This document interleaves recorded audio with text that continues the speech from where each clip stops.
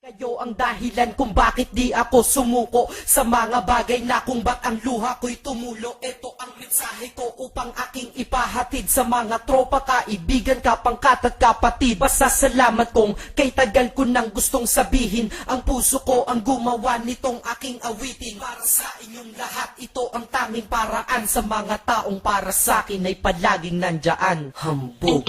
Kayo ang dahilan kung bakit di ako sumuko sa mga bagay na kung ba't ang luha ko'y tumulo. Ito ang mensahe ko upang aking ipahatid sa mga tropa, kaibigan, kapangkat at kapatid. Pasasalamat kong kay tagal ko nang gustong sabihin. Ang puso ko ang gumawa nitong aking awitin. Para sa inyong lahat, ito ang tanging paraan. Sa mga taong para sa akin ay palaging nandyan. Upang ako'y mabigyan ng kalakasan ng loob at manatili na nakatayo at di patataob na kahit na anumang pagsubok na nagdadatingan. Di ako takot pagkat alam kong may malalapitan. Pag ako ay mayroong problema na dinadala, akala ko ako'y nag-iisa, ngunit hindi pala. Alam nyo ba kung bakit?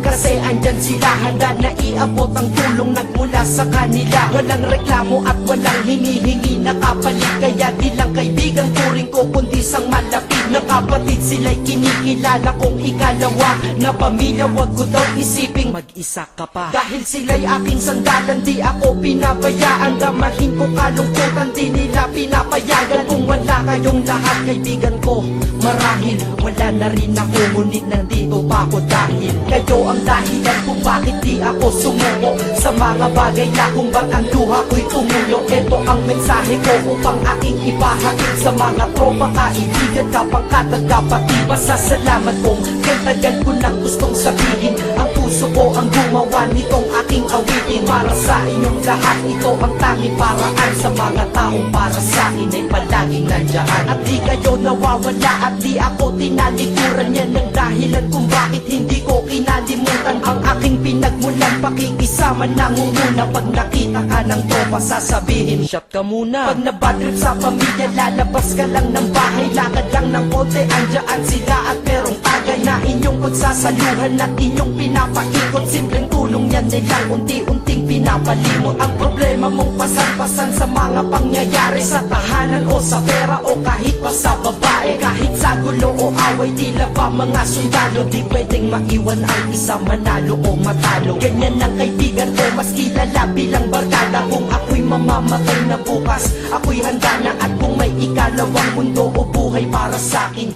sana magiging tropa ko kayo pa rin. Kayo ang dahilan kung bakit di ako sumuko sa mga bagay na kung ba't ang luha ko'y tumulo. Ito ang mensahe ko upang aking ipahatid sa mga tropa, kaibigan, kapangkat at kapatid. Pasasalamat kong kay tagal ko nang gustong sabihin. Ang puso ko ang gumawa nitong aking awitin. Para sa inyong lahat, ito ang tanging paraan. Sa mga taong para sa akin ay palaging nandyan. Kaya ako'y kontento na dahil kayo'y naging parte ng buhay ko. Sa kabutihan nyo, paano ko gagante? Magtatawagan ng mga tropa, kita-kita lang sa kanto. Pagkatapos didiskarte ng pichelyosi at baso. Papaikot ang sombrero para mag-ambagan tropa. Kahit 20 pwede na, basta lamang makatoma.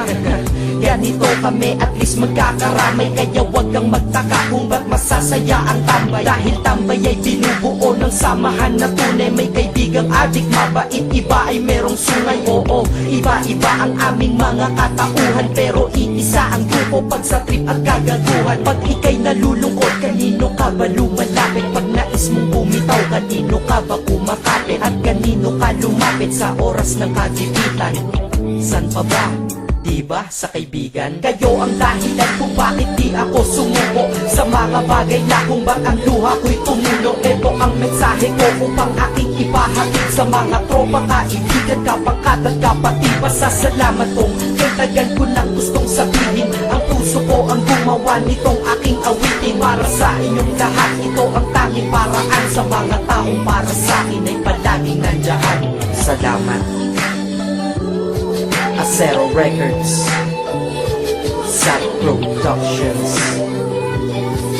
hambog ng Sad Pro Crew.